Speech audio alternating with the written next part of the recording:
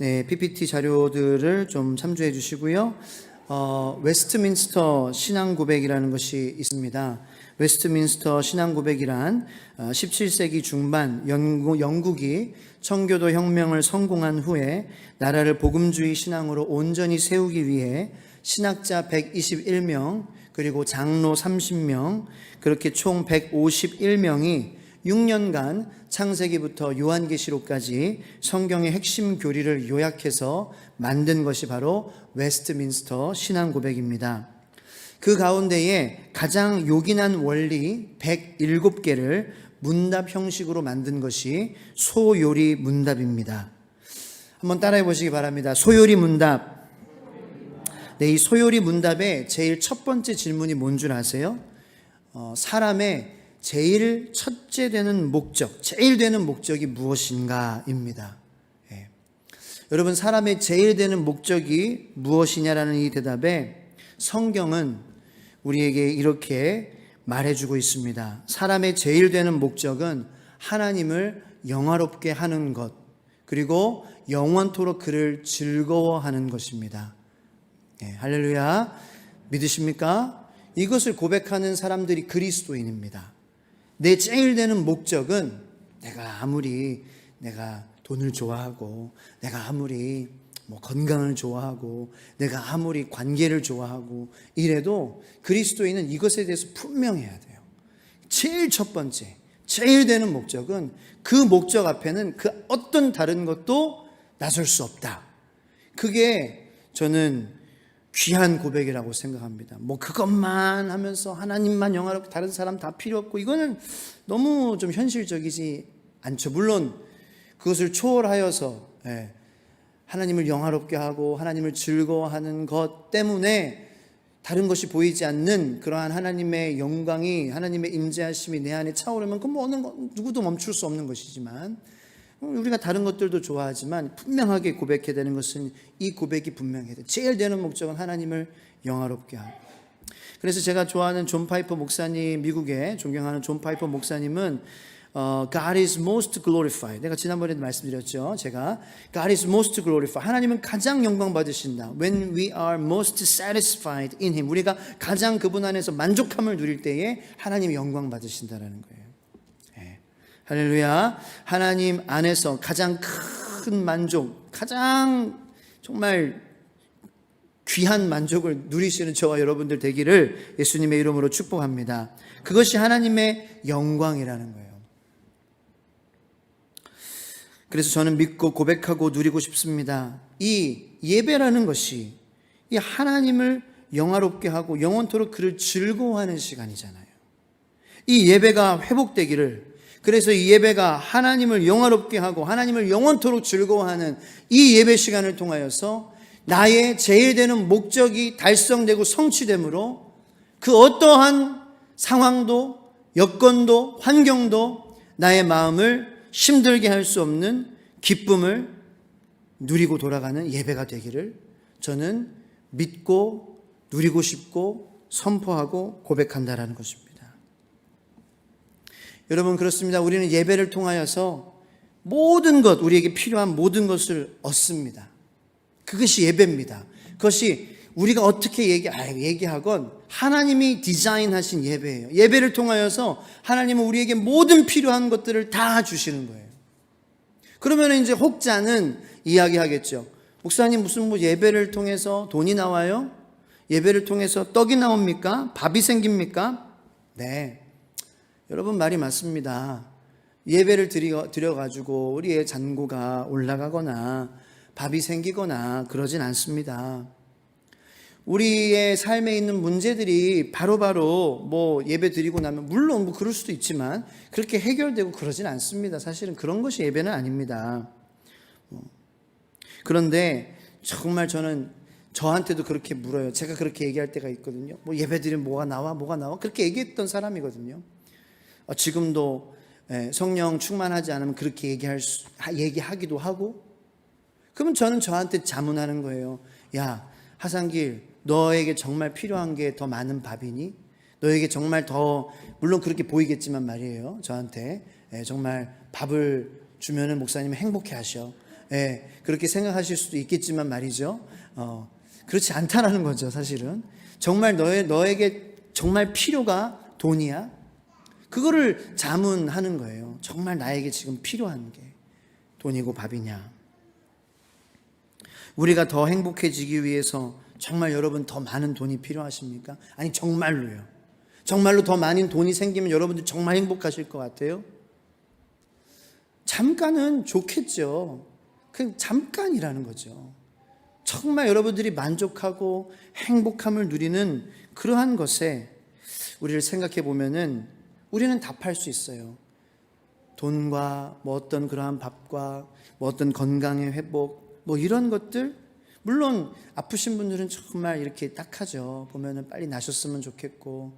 그런데 정말 자문하고 깊이 묵상하면은 아니다라는 거죠. 그래도 또 다른 문제가 생기고 또 다른 고난이 생기고 또 다른 걱정거리가 생긴다라는 것입니다.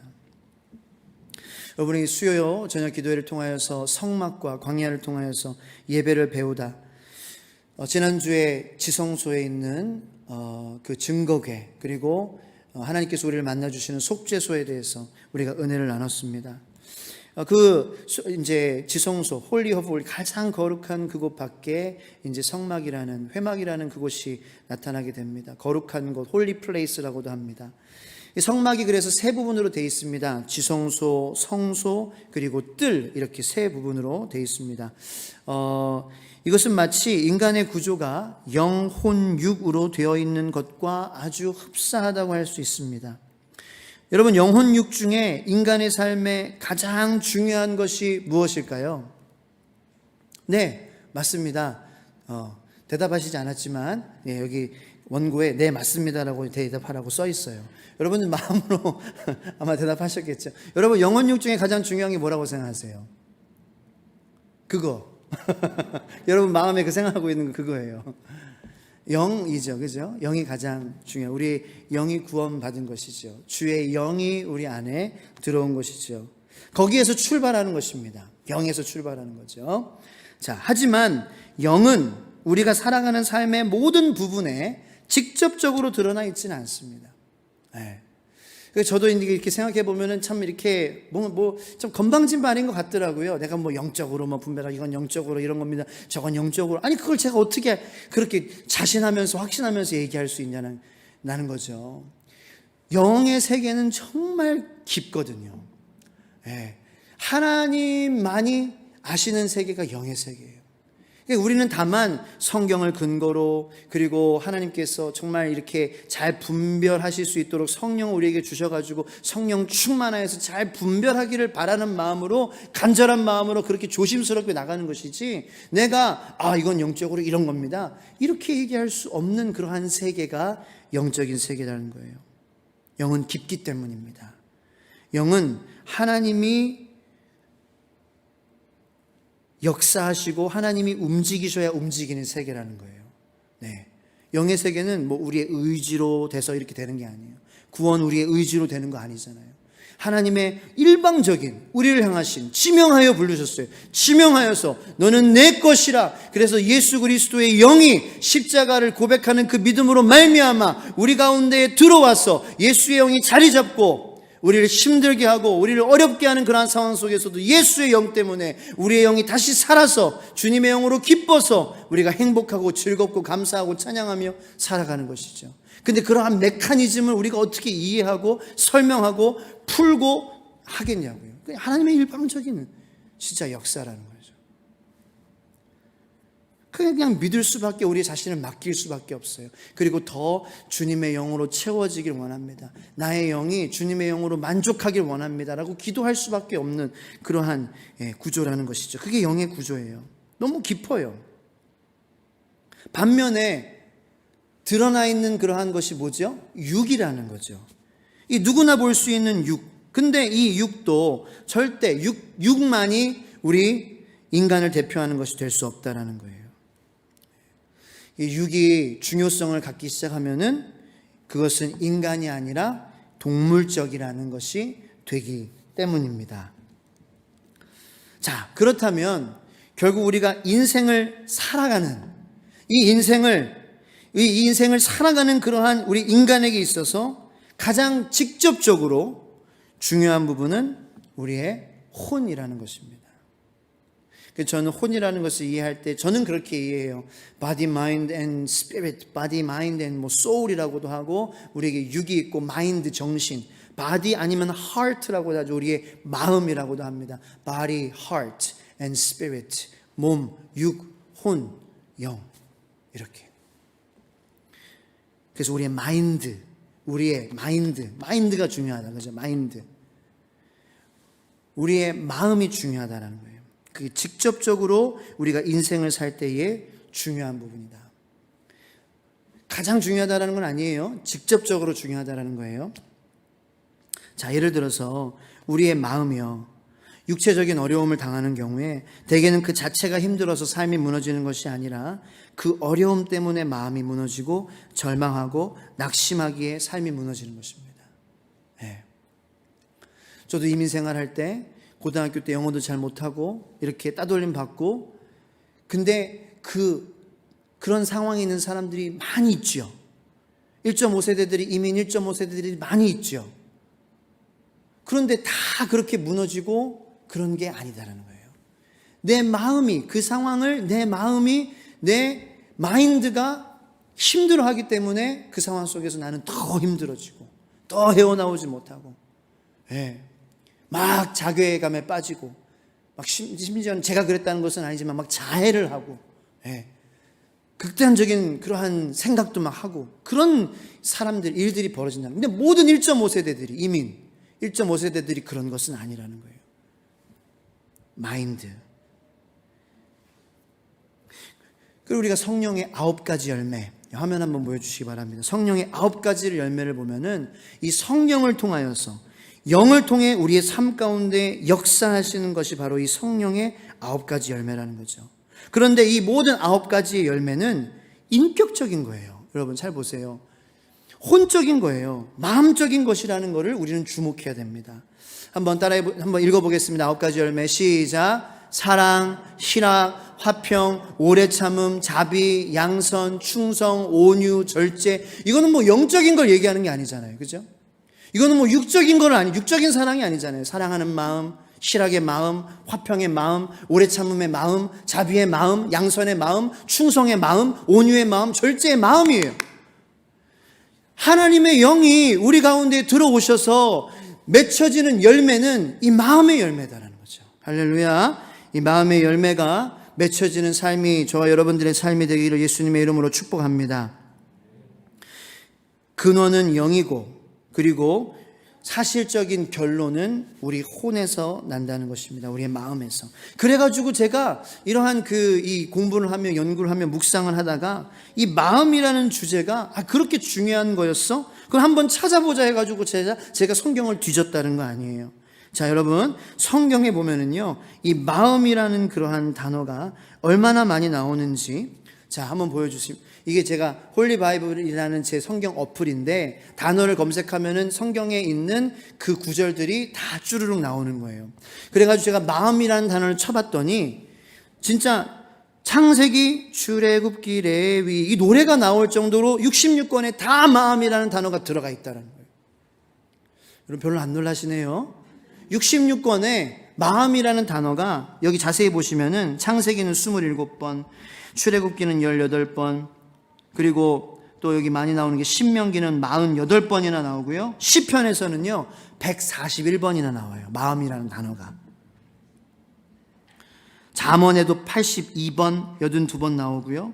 그래서 신약에도 마태부터 마가, 누가, 요한, 사복음서, 그리고 사도행전, 로마서, 바울서신, 옥중서신 다 나오는 거예요. 다. 마음이라는 단어가 하나도 안 나오는 성경이 없다라는 거예요. 여러분, 하나님은 여러분들의 어디를 만지시길 원하세요? 어디가 변하기를 원하세요? 마음이다라는 거예요. 마음. 여러분의 마음을 지켜주시기 원하세요. 예. 육이 아니에요. 육은 마음이 있으면은 육은 따라가게 되죠. 하나님께서 여러분들의 마음을 지켜주시기 원해요. 여러분 마음이 무너지기 때문에 사람들이 힘들어하는 건 아니겠습니까? 저 얼마 전에 기사를 봤는데 세종시 자살률이 1위라는 거예요. 대한민국에서. 얼마 전에도 세종시에서 누가 이렇게 자살했다고 기사에 나오잖아요. 제가 그 기사를 듣고, 아니 정말 가까운 일이잖아요. 생각했어요. 우리 교인분들 중에 우울증에 시달리시는 분이 없을까? 왜 없겠어요? 있겠죠. 저 모르게 정신과 다니시는 분 있겠죠. 그거를 우리가 이상하게 생각할 것도 없어요. 저도 정신과 다녔었고 우울증약 먹었었고. 사람의 마음이 무너지면은요, 누구나도 그렇게 무너질 수 있는 거예요. 누구를 잃어서 마음이 아플 수도 있고, 또 어떤 기억 트라우마 때문에 그럴 수도 있고.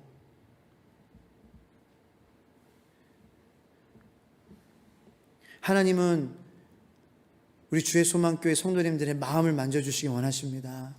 마음을 지켜주시기 원하십니다. 제가 그래서 간절히 기도, 하나님, 모든 지각, 하나님의 평강 뛰어나신 하나님께서 우리의 생각과 우리의 마음을 지키신다고 말씀하셨습니다. 빌립보서 4장에서 주님을 성도님들의 마음을 오늘 지켜주십시오. 우울한 마음, 어두운 마음, 그러한 자살의 영, 극단적인 그러한 마음에서부터 하나님 그 마음을 주님 지켜주시고 살려주시고 그러한 마음들 떠나가게 하여 주시옵소서. 마음이 정말 중요합니다. 그래가지고 이제 제가 또 조사를 해보니까 성경에 나오는 단어들 중에 많이 등장하는 단어들이 뭐냐. 그래가지고 다음 화면 한번 보여주시면 제가 빨간색으로 칠한 게 가장 많이 등장하는 탑 한 3, 4예요. 여기 보면은 뭐냐면은 어떤 게 가장 많이 등장할까요? 바로 구약에서는 Lord라는 단어, 주. 가장 중요한 건 일단은 주. 그 다음에 God. 그 다음에 구약에서는 Father. 그 다음에 또 신약에서는 또 God 나오고 하나님. 그 다음에 신약에서는 Christ. 근데 거기에 마음도 있다라는 거예요. 마음. 마음이 489번 구약 성경에. 그러니까 이제 굉장히 2순위를 달리는 거죠. 2순위를. 참 마음이 정말 이 성경에 많이 언급되고 중요한 것이구나. 내가 우리 자녀들의 마음을 위해서 이제 기도해야 되겠다. 이러한 생각이 들더라고요. 성도님들의 마음을 위해서, 여러분들의 자녀들의 마음을 위해서 기도하는 우리가 되기를 예수님의 이름으로 축복합니다. 마음. 성막도 마찬가지입니다. 여러분, 성소는 성막의 세 부분 중에 하나예요. 오늘 이 떡상이 있는 성소. 그런데 어떻게 보면 이 성소가 성막을 대표하기도 합니다. 중요도로 보면은 물론 지성소가 가장 중요하죠. 그런데 성막의 대표로 성소라고 불리기도 한다라는 거죠. 여러분, 지성소가 하나님의 우리를 향한 마음을 나타낸다면 성소는 하나님의 마음이 우리의 마음에 부어지는 것을 의미하는 것이 아닐까. 그래서 하나님의 마음이 우리 마음 가운데 부어져서 나타나는 그러한 역사들이 바로 성소를 뜻하는 것이 아닐까. 저는 그렇게 생각했어요. 그래서 성소에 담긴 예배의 메시지는 뭐냐? 곧 예배 중에 우리의 영혼이 누릴 수 있는 것을 나타내고, 이것은 우리의 인생을 살아가는 데에 모든 필요한 것들을 공급해 주시는 그러한 예배의 약속이고 예배의 내용이 된다는 것입니다. 그 첫 번째 기구로 오늘 상을 보는 거예요. 그래서 등잔대까지 하려고 했는데 그렇게 시간이 안 돼요. 상만 보겠습니다. 떡상만. 자, 떡상. 이것은 단순한 기구가 아닙니다. 여러분, 이것을 통하여서 영적인 역사가 일어나는 것입니다. 하나하나 다 예배의 메시지를 담고 있어요. 자, 오늘 상에 대해서 볼 텐데 출애굽기 37장 10절 말씀 PPT 다 같이 읽어보겠습니다. 시작. 그가 또 조각목으로 상을 만들었으니 길이가 2규빗, 너비가 1규빗, 높이가 1규빗 반이며, 이 떡상은요, 상은요, 음식을 올려놓는 상입니다. 밥상입니다. 자, 누구를 위한 밥상인가요? 하나님을 위한 밥상은 아닙니다. 여러분, 하나님은 무언가를 먹어야 하는 존재가 아닙니다. 제사상이랑 근본적으로 의미가 다릅니다. 절대로 같이 생각하시면 큰일 납니다. 그렇다면 무엇이냐? 여기에는 메시지가 담겨져 있습니다. 예배를 통해 우리에게 일어날 너무나도 중요한 은혜의 메시지인데요, 우리를 영적으로 먹이시는 하나님의 은혜의 메시지, 바로 우리를 위해 차려진 식탁이라는 것입니다. 할렐루야. 하나님은 우리에게 어떠한 상을 그러면 차려주시는가라는 거죠. 여러분, 하나님이 차려주시는 상에서 하나님이 차려주시는 그 어떤 것을 먹었던 사람이 있어요. 다윗입니다. 다윗은 시편 63편에서 1절로 5절에 이렇게 고백합니다. 다 같이 읽겠습니다. 시작. 하나님이여, 주는 나의 하나님이시라. 내가 간절히 주를 찾되 물이 없어 마르고 황폐한 땅에서 내 영혼이 주를 갈망하며 내 육체가 주를 앙모하나이다. 내가 주의 권능과 영광을 보기 위하여 이와 같이 성소에서 주를 바라보았나이다. 주의 인자하심이 생명보다 나음으로 내 입술이 주를 찬양할 것이라. 이러므로 나의 평생에 주를 송축하며 주의 이름으로 말미암아 나의 손을 들리이다. 골수와 기름진 것을 먹음과 같이 나의 영혼이 만족할 것이라. 나의 입이 기쁜 입술로 주를 찬송하되. 아멘. 여러분, 이 시편의 다윗의 지금 이 고백에서 다윗의 그러한 동선과 모습이 상상이 되십니까? 지금 다윗이 하나님 간절히 주를 찾았대요. 그런데 어디에 갔어요? 다윗이 성소에 갔어요. 성소에 가서 하나님이 차려주시는 그 어떤 것을 먹었어요. 그 먹었더니 지금 다윗이 3절부터 이렇게 고백하는 거예요. 주의 인자하심이 생명보다 나음으로 내 평생에 주님을 송축하고 내 입술이 주를 찬양할 것이다. 골수와 기름진 것을 먹은 것 같이 나의 영혼이 지금 만족함을 누린다는 거예요. 그는 하나님의 성소에서 포만감을 느끼는, 그의 영과 혼이 포만감을 느끼는 뭔가를 먹었어요. 여러분, 그것이 무엇인지 궁금하지 않으십니까? 그러면 그걸 먹어야 된다는 거예요, 우리가. 다윗은 예배를 통해 하나님이 차려주시는 상에서 먹었습니다. 그것을 통해 그는 상황은 여전히 똑같았지만 마음의 변화를 경험했습니다. 여러분, 요한복음 4장에서 사마리아 여인이 나타나죠. 이 사마리아 여인은 나름대로 예배를 드렸던 여인이었습니다. 그죠? 우리 사마리아 사람은 여기서 예배를 드리고, 너희 유대 사람은 저기서 예배를 드린다. 그렇게 하면서 예배를 드리는 사람이라고 사마리아 여인이 고백하는 거예요. 그런데 예수님께서 예배에 대해서 말씀하시죠. 영과 진리로 드릴지니, 하나님은 영이시니 예배하는 자가 영과 진리로 드릴지니라.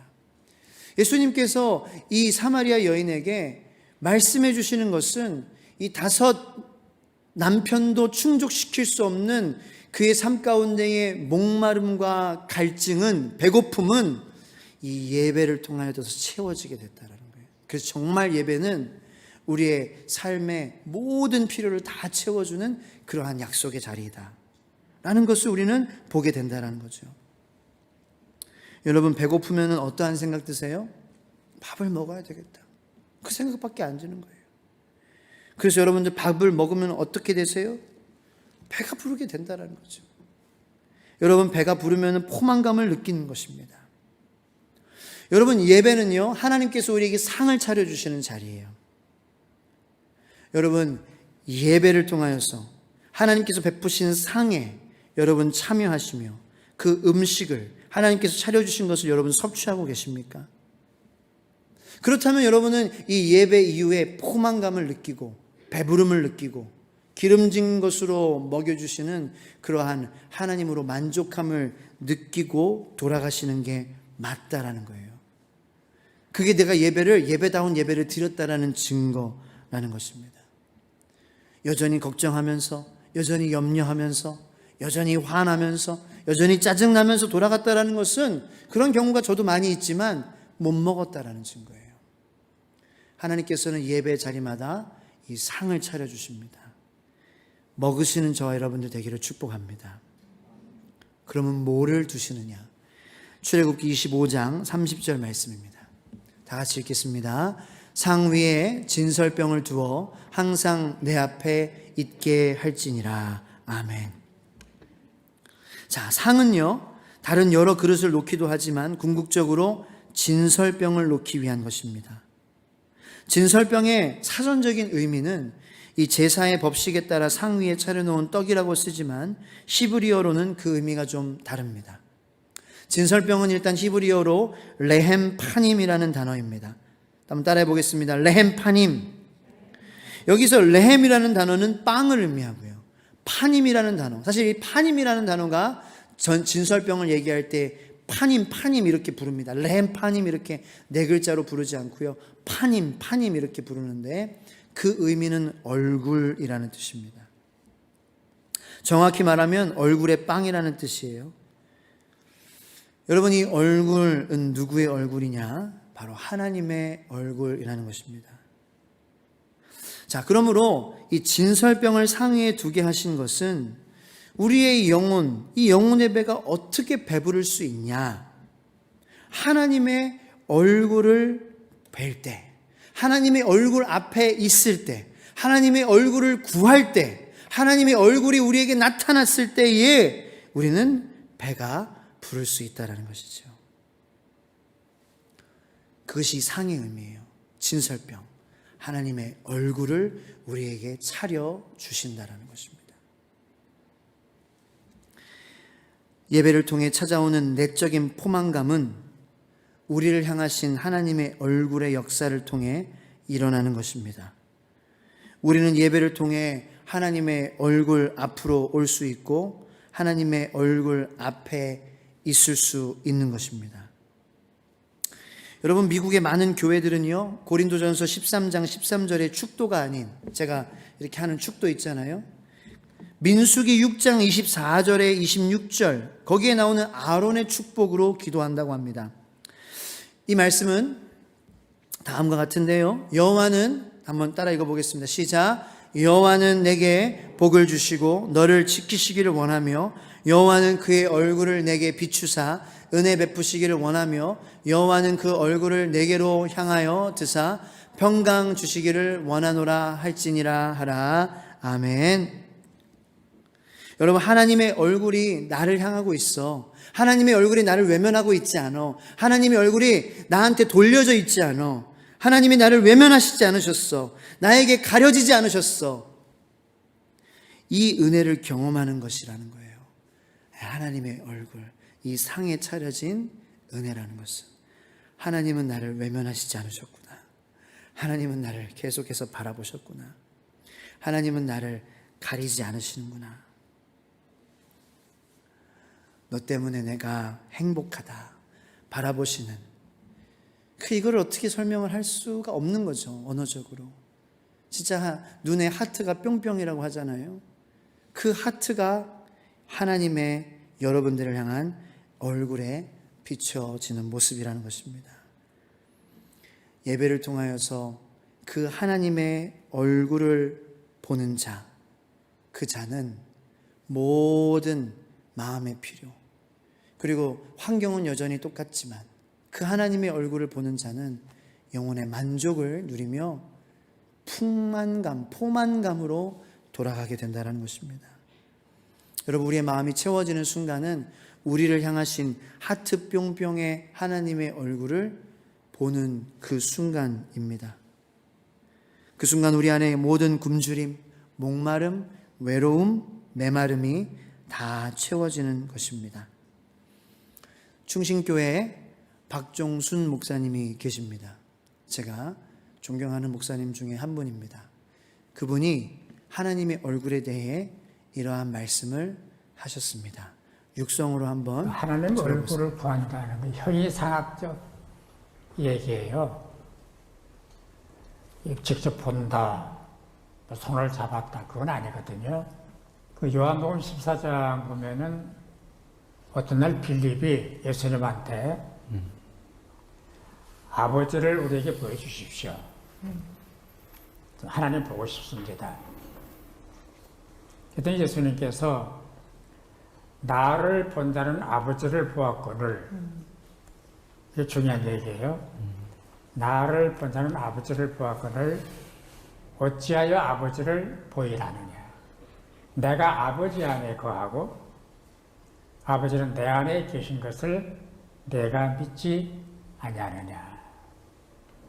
현존하시고 성육신하신 예수님 얼굴을 뵙는 것이 하나님을 뵙는 거다. 그런 대답이죠. 지금 우리가 보는 예수님 얼굴, 그 진짜 얼굴 아니에요.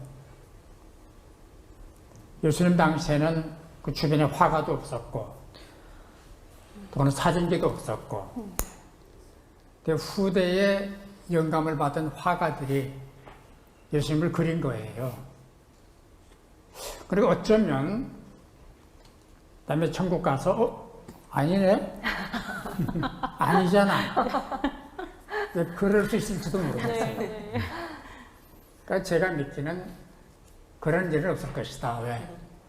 영감마다 그린 그림이기 때문에 그 얼굴이 그 것이다 라고 생각을 하죠.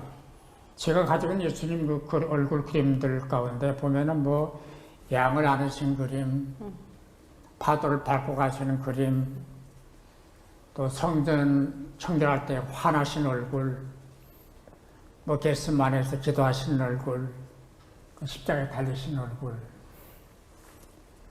근데 그 가운데 제일 제가 가까운데 모시는 얼굴이 파한 데 사는 얼굴이에요. 활짝 웃으셔요. 어렵게 구해서 그 그림을. 나 그림이나 무슨 사진이 중요한 게 아니고 날이면 날마다 내 안에 주님을 모시고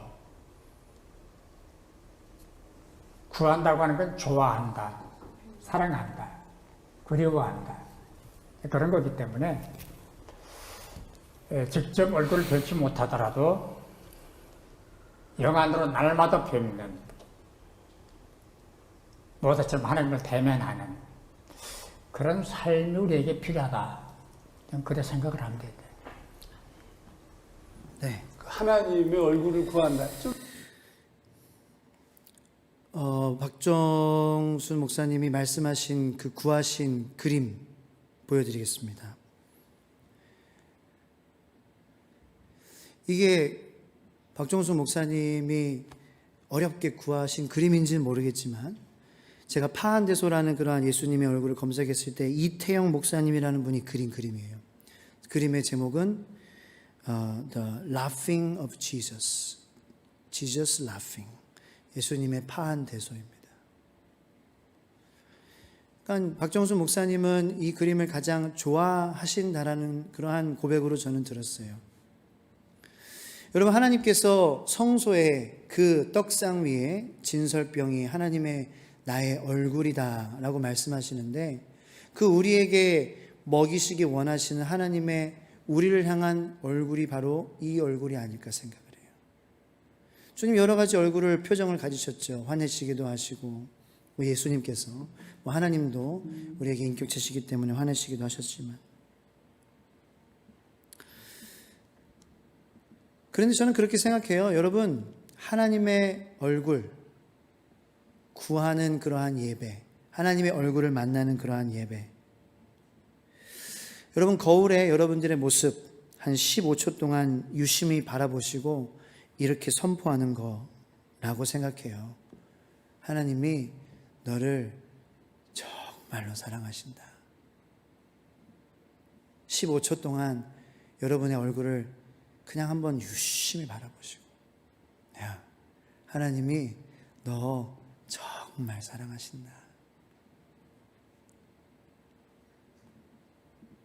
여러분, 그 하나님의 얼굴을 그게 하나님의 얼굴을 저는 구하는 거고 뵈는 거라고 생각을 하는데, 그 하나님의 얼굴 여러분들을 향한 사랑 고백을 여러분들 받으시면은 뭘 구하겠어요? 그 이후에 하나님이 정말 여러분들 앞에서 내가 널 정말 사랑해 이렇게 웃으시는 모습으로 계시면은 주님, 제가 돈이 더 필요합니다. 주님, 제가 더 건강이 필요합니다. 주님, 제게 이런 것이 더 이루어졌으면 좋겠습니다. 이런 거 다 필요 없게 되지 않을까요? 주님 우리를 향하여서 환하게 말씀하시며 내가 너를 사랑한다. 그러면은 그냥 거기서 우리의 영혼은 만족함을 누리지 않을까요? 그 어떤 것도 필요 없는, 그것이 우리가 회복해야 될 예배인 줄로 믿습니다. 기도하겠습니다.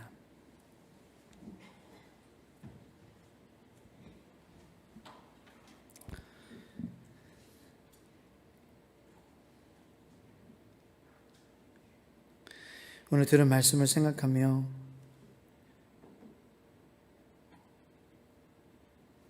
우리 아직 하나님의 얼굴을 직접 뵌 적은 없지만 하나님의 얼굴을 본다는 거 뭐 이상한 그런 신비로운 뭐 경험을 하는 것보다 나는 뭐 어떤 이미지를 봤어, 어떤 환상을 봤어, 그냥 거울을 보면서 정말 우리를 한 15초, 20초 동안 바라보면서 정말 진심으로 정말 고백하며 하나님 너를 정말 사랑하신다, 이것을 믿음으로 고백하는 것, 그 하나님 본 사람의 하나님 얼굴 구하는 자의 고백이 아닐까요? 그 확신의 고백이 있다면 여러분, 우리에게 무엇이 더 필요하겠습니까? 지금 만족함을 누리고 지금 기뻐하고 지금 감사하며 지금 찬양할 수 있고 지금 주님을 그리워하는 마음으로 주님 보고 싶어요. 주님 뵌 적은 없지만 주님 정말 매력적인 그러한 분이시라 주님이 정말 그리워요. 주님이 정말 그리워요 라고 눈물을 흘릴 수 있는 사람, 그 사람이 하나님이 차려주신 그 떡상에서 포만감을 누리는 사람 아닐까요? 주님 그리워하며 눈물을 흘릴 수 있는 예배자 저와 여러분들 되기를 예수님의 이름으로 축복합니다. 기도하겠습니다. 주여 주여 주여, 주님 보고 싶어요. 주님 그리워요. 하나님 아직 한 번도 눈으로 뵌 적은 없지만 하나님 말씀을 통하여서 하나님 아버지 주님 우리를 만나주시고 하나님 우리의 인생에 하나님 아버지 갈증과 목마름과 하나님 우리 인생의 배고픔을 채워주시는 주님, 다윗은 그것을 맛보았습니다. 주님의 얼굴을 하나님 아버지 구했습니다. 하나님이 정말 나를 사랑하신다는 것, 하나님 아버지 그 주님께서 그 차려주신 그 상의 의미를, 그 예배의 의미를 하나님 주님 묵상하고 깨닫고 누렸습니다. 하나님 우리가 그거 누리지 못한다면 우리 백날 예배 드린다고 하더라도 우리는 여전히 굶주림 가운데에 이 예배 자리에서 만족함을 누리지 못하며 세상에서 또 구하고 또 구함으로 부작용 가운데에 계속 다람쥐 쳇바퀴 도는 그러한 삶을 살아갈 수밖에 없는 하나님, 그러한 저희들, 하나님 그러한 인생을 낭비하는 저희들 되지 않기를 원합니다. 정말 이 예배의 자리 가운데에 가정에서 예배를 드리든지 골방에 예배를 드리든지 주님의 얼굴을 구하며 하나님 나에게 차려주신 그 진설병, 그 의미를 우리가 깨달으며 하나님 주님 나를 사랑하시는 주님 앞에 주님 불쌍히 여겨주시옵소서. 주님 은혜를 베풀어 주시옵소서. 주님 더 그리워하기를 원합니다. 주님 그립습니다. 주님 감사합니다라고 고백할 수밖에 없게 만드는 그 하나님의 얼굴을 대면하며 그 하나님의 얼굴을 구하며 하나님 아버지 진정한 예배의 약속을 누리며 주님께서 약속하신 예배의 능력을 누리며 살아가는 그러한 저희들 되게 하여 주시옵소서. 상미의 진설병을 두어 항상 내 앞에 있게 할지니라. 항상 하나님 아버지 우리를 향하신 그 주님의 하나님 사랑이 깃든 그 얼굴을, 미소가 하나님 웃음이 깃든 그 얼굴을, 나를 향하신 고개를 돌리시지 않는, 가리시지 않는, 외면하시지 않는 나를 바라보시는 하나님의 얼굴을 우리가 대면하게 하여 주시고 구하게 하여 주시옵소서.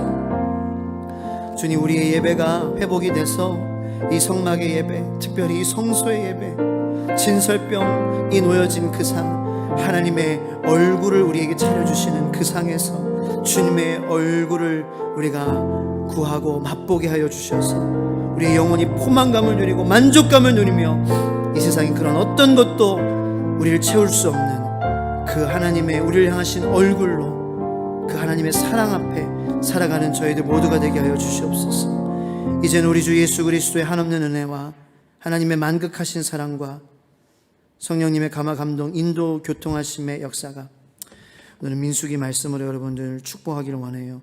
여호와는 내게 복을 주시고 너를 지키시기를 원하며 여호와는 그의 얼굴을 내게 비추사 은혜 베푸시기를 원하며 여호와는 그 얼굴을 내게로 향하여 드사 평강 주시기를 원하노라 할지니라 하라. 아멘. 시각 간절한 마음으로 주님의 이름을 세 번 부르시고 계속해서 좀 더 깊은 기도의 자리로 좀 더 나아가기를 원합니다. 기도하도록 하겠습니다. 주여 주여 주여